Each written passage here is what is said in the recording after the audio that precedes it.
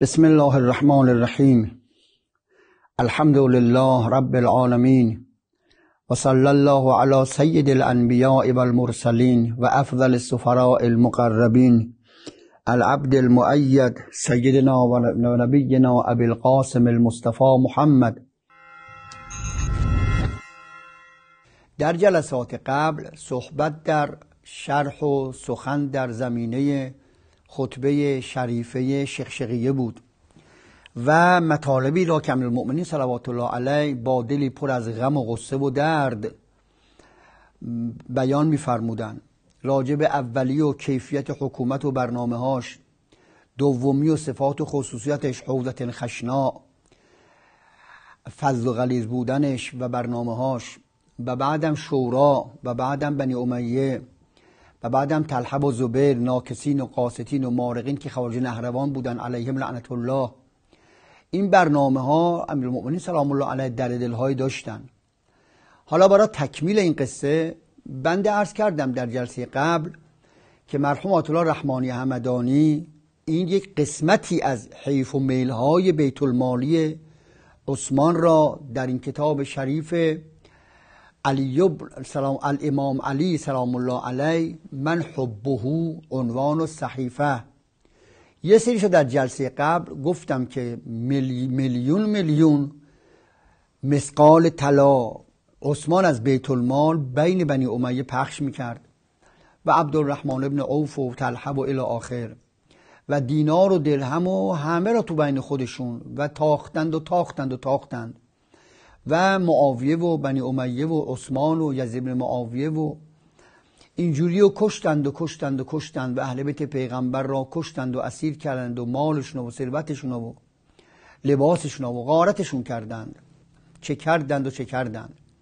حالا یه تیکه هم از امیرالمؤمنین و زندگی خودش خدمت شما عرض کنم. من در این تایم جلسه عرض کنم که امیرالمؤمنین صلوات الله علیه به حکومت رسید بعد از آنی که آقا امیرالمؤمنین در هم خطبه شقیقه فرمودند که فما راعنی، هیچی منو به زحمت نینداخت الا اون وقتی که مردم دور منو گرفتن که عرف الضبع، مثل موی گردن کفتار، شق اطفای، لباسام پاره شد، بدنم آسیب دید. امام حسن و امام حسین دور من بودن، آسیب دیدن، فشار دیدن، لگدمال شدن، زیر دست و پا رفتن و با من بیعت کردن. همینقدر که اومدم جلو و اقدام کردم به این که قیام کنم به امر، عرض ببرین که ناکسین بیعت شکنان اول طلحه و زبیر اول را افتادن رفتند، یک همسر پیغمبر رو هم خرج خودشون کردن، برداشتن آوردند و جنگ جمل درست کردند و یک کشتار سنگینی. بعدم از اون طرف از شمال غرب معاویه ابن ابی سفیان لعنت الله علیه و علی بنی امیه قاطبه بدون استثناء، این آمد ورود کرد به عراق و آمد به سمت جنگ امیرالمؤمنین سلام الله علیه و جنگ صفین و یک کشتار سنگینی رو دست امیرالمؤمنین گذاشت، جوری که مردم عراق دیگه خسته شدن و نتونستن اقدام کنن. بعدم خوارج نهروان علیهم لعنت الله با اینکه خمیرمایه حکمیت به دست خود ملاعینشون بود ولی مولا را متهم کردند و قیام دیگری کردند، جنگ نهروان. و بعدم امیرالمؤمنین سلام الله علیه در همین خطبه میفرماید که سأجهد، در نامه به عثمان حنیف انصاری الان میگم، کوشش میکنم که زمین وجود این شخص خبیث منکوس و شخص نحس ملعون معاویه پاک کنم، ولی دیگه مهلتش ندادند و ابن ملجم لعنت الله علیه ایشون را به شهادت رسوند و کار تمام شد. حالا در زمان حکومت خودش هم چه کرده است، من یک فراز در این تایم خدمت شما عرض میکنم و آدرس میدم که بزرگان نهج البلاغه به فارسی ترجمه شده، شما برید سراغ این نامه ها و خطبه ها و یه مروری بر نهج البلاغه حتما داشته باشید. از سنی و شیعه دعوت میکنم نهج البلاغه رو خوب بخوانید. امیرالمؤمنین یکی از شیعیان بزرگوارش عثمان ابن حنیف انصاری است. این آقای بزرگوار را امام سلام الله علیه استاندار بصره کرد، همین بصره کنونی که در جنوب شرقی عراق و جنوب. اومد اینجا این ناکسین پیمان شکنان طلحه و زبیر و حاج خانم عایشه اینا حرکت کردند، آمدند و بصره را ناامن کردند، بیت المال را غارت کردند، چند نفر را هم کشتند. عثمان حنیف را هم زدن، محاسنش را کندن، آزارش خیلی دادن و بصره را سرخط کردند و یک فتنه عجیبی برخلاف قرآن و خاتم الانبیا و امامشون را انداختن. آقا حرکت کرد و آمد در اینجا.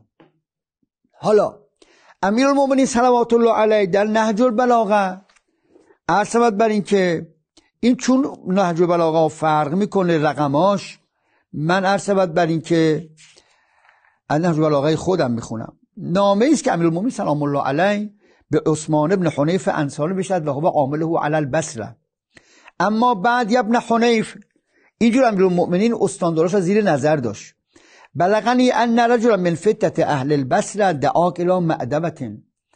به من خبر دادن که یکی از جوانان ثروتمند بصره معدبه ولیمه، حالا عروسی پسری دختری مثلا چیزی بوده، ولیمه ترتیب داده، غذاهای آماده کرده است، تمام ثروتمندان دعوت کرده است و تو هم دعوت کرده. فاسرعت الیها، تو هم با سرعت رفتی و سر سفره نشستی. تستطاب لک الالوان، انواع و رنگ های خوشمزه ترین غذاها را جور و واجور جلو تو گذاشتن، کوبیده و کباب و برگ و جوجه و رون و نمیدونم پخته شو نپخته. تنقل الیک الجفان، کاسه های بزرگ پر آبگوشت و غذا و مثلا رون و سردست و چه و چه و چه و چه مایچه و ما ظننت انک تجیب الی طعام قوم عائلهم مجفو و غنیهم مدعو. من باور نمی کردم، گمان نمی کردم که تو سفره را دعوت بشی و بری اجابت کنی، سر سفره بری بشینی که تمام سر سفره نشینان ثروتمندا باشن و غنیهم مدعو اما عائلهم مجفو، اما این سفره از فقرا خالی باشه. همه ثروتمندا، رجال ثروتمند و رجال سیاسی و کذا و کذا نشستن سر سفره، همه رجالن، همه میلیاردران، همه ثروتمندان. فقرا دم خونه کاسه دستشون منتظرن ببینن کی تموم میشه چی کاسش هم به اینا بدن. تو استاندار من اونجا رفته نشستی. خب فنظر الی ما تقزمه من هذا المقزم، نگاه کن ببین چی داری میذاری میجو میدی پایین. فمشتبه علیک علمه فالفظه، اونی که نمیدونی چیه و نباید بری سر سفرهشان، نه الفظه، از دهنت پرت کن بیرون، نخور، نرو همه جا. و ما ایقنت بطیب وجهه فنل منه، اونی که میدونی خوبه، صورت خوبی داره خوردنش، اونو بخور. چیکار کردی؟ چرا اینجور کردی؟ اینجا را گوش کنید، برای این گفتم. اینا اضافه کنید به اون جلسه‌ای که عرض کردم که امیرالمومنین سلام الله علیه میفرماد الی ان قام ثالث القوم، عیسی بر این که نافجن حزنه، دو پهلو رو پر کرده بود از خوردن، بین نسیله و معتلفه، یا تو معتلف بود میخورد مثل حیوانات چارپا، یا تو دستشویی بود و تخلیه میکرد که عرض کردم راجع به عثمان. حالا خودش میگه من کی هستم؟ الا و ان لکل مأموم اماما یقتدی به، هر ملتی یه امام میخوان بهشون اقتدا کنن. یستضیء به نور علمه، او باید عالم باشه، این از نور علمش بهره ببرند، جاهل به درد حاکم شدن نمیخوره. خب الا و ان امامکم قد اکتفی من دنیاه به تمره، امام شما که من هستم از این دنیا دو لباس کهنه گرد و واگرد داره که در جلسه قبل عرض کردم خیس بود تکون میداد. و من طعمهی به قرصه، از خوردن این مال دنیا از خوراکیاش دو قرص نان جوه. الا و انکم لا تقدرون علی ذلک، شما نمیتونید اینجوری باشید. شما باید قرص نان جوی که صبح که شروع کنید، نمیتونید شما زندگی کنید. من علی هم میتونم، شما نمیتونید. خب ولکن اعینونی به ورع و اجتهاد و عفت و سداد، کمکم کنید، با ورع باشید، کوشش کنید در اینکه بهشتی بشید و عفیف باشید، صد و محکم و استوار در برابر حق باشید. فوالله ما کنست من دنیاکم تبرن، والله قسم من یه مثقال طلا از این دنیا شما من ذخیره نکردم. این جلسه 12 من دارم حرف میزنم. من از بزرگواران شبکه محترم تقاضا میکنم جلسه 11 را مکرر پخش کنن. ببینید عثمان چه جور بیت المال و مال خودش و مال دیگران پخش میکرد. به خدا آدم علف صحرا را حیفش میاد. ارث پدریش هم که هرز آمده باشه نمیکنه این کار را. علف صحرا را آدم حیفش میاد اینجوری هرز پخش کنه. کار آدم این کارا باشه نمیکنه که اینا میکردن با بیت المال. فوالله ما کنست من دنیاکم تبرن، والله قسم من از دنیای شما حکومت شما یه مسقال تر تو خونه من نداشتم مال خودم. ولد دخلت من غنائمها وفرن، از غنائم جنگی و غنائم بلاد اسلامی 1 ریال من بر نداشتم. ولا اعددت لبالی ثوبی طمرن، من نمیگم بابا جون من حالا امیرالمؤمنینم و نیم کره زیر حکومت چتر حکومت من است، حالا که من جور شدم بابا این 2 لباس کهنه من دارم پاره شده فرسوده شده یه نوع بگیرم بذارم کنارش. نه من این کارا نکردم و نمی کنم. بعد میفرماد بلا کانت فی ایدینا فدک، بله در دست ما یه فدک بود که اینا هم شحت بخیل بودن، خسیس بودن. در اگه این دست ما باشه با اون درآمدی که داره اینا میان مردم دور منو میگیرند و دور من قرار میگیرند، به خاطر اینو از دست ما گرفتن. خب وارد میشه به خطبه فدکیه. بعد یه فرازی از آخرش هم من بخوانم و برگردم یه چیزی. میفرماد ولو شئت لهدیت الطریق الى مصفى هذا العسل، من اگه بخوام میتونم برم مصفاترین اصیلترین عسل رو پیدا کنم بیام بخورم، میتونم. و لباب هذا القمح، من میتونم از مغزه گندم نون درست کنم مال خودم بخورم، میتونم.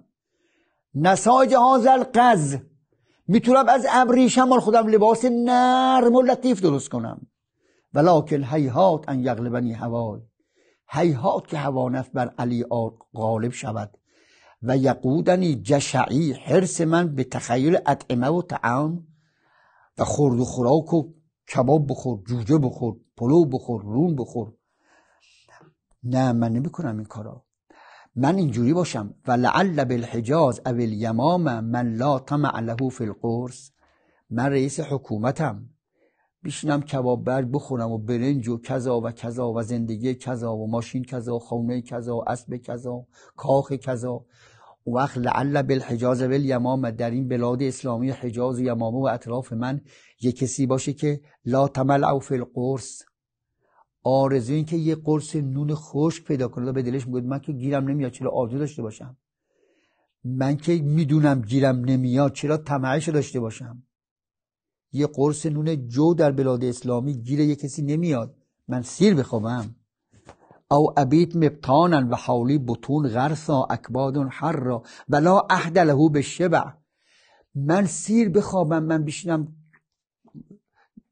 عسل بخورم و نون و پنیر و کره و عسل و مربا و کباب برگ و فیله و راستا و ماهی کذا و مرغ کذا و خوراک کذا و من بخورم.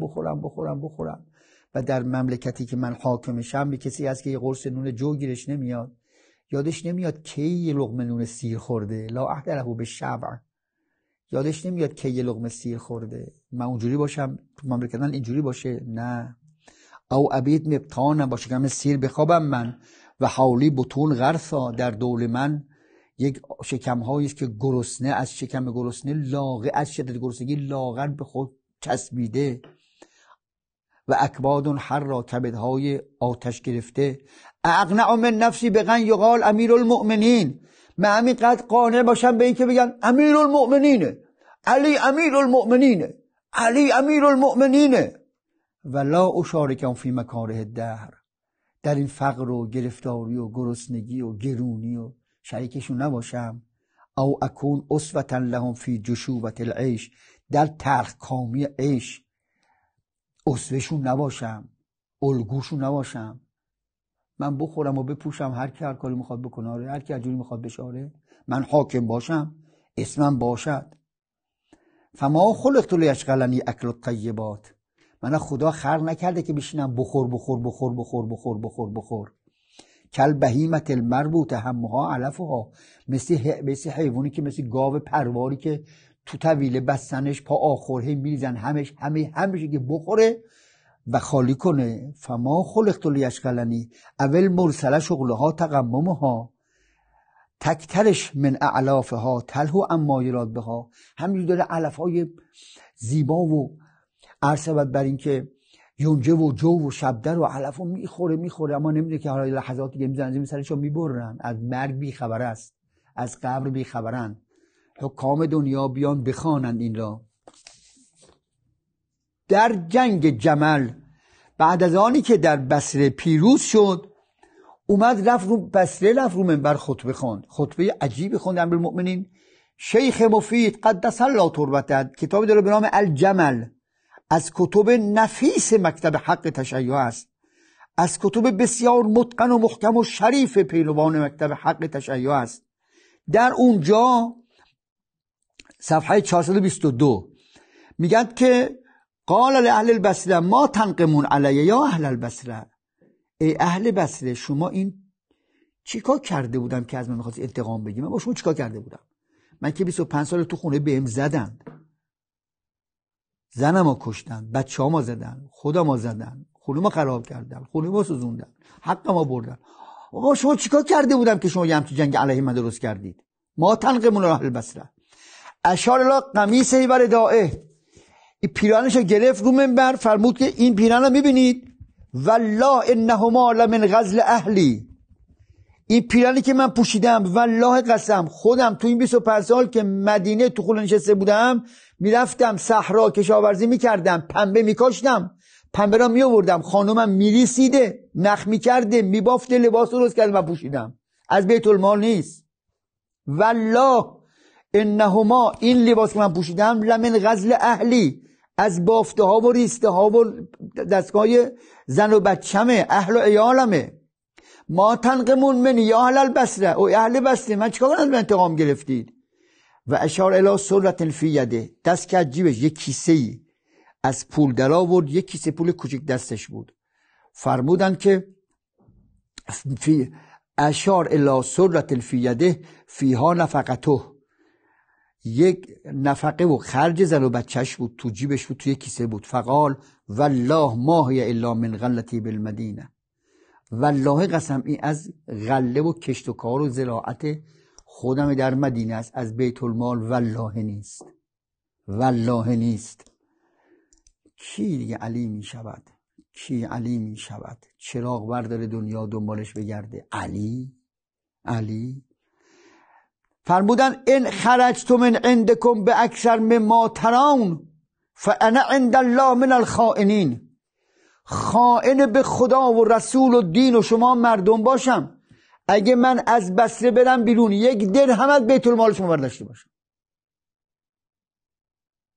اوی سنیای دنیا بیاید خطبه شیخ شقیقی را ببینید، تاریخ الخلفاء سیوطی را ببینید، تاریخ طبری را ببینید، تاریخ یعقوبی را ببینید، تاریخ مدینه را ببینید، تاریخ اسلام ذهبی را ببینید، تاریخی که نوشتن که اینا چیکار کردن را ببینید، عثمان و برنامه و بنی امیه را ببینید، امیرالمؤمنین علی ابن ابی طالب صلوات الله علیه را هم ببینید. ببینید حق کجاست، این تذهبون، ببینید این کی بود و او کیه.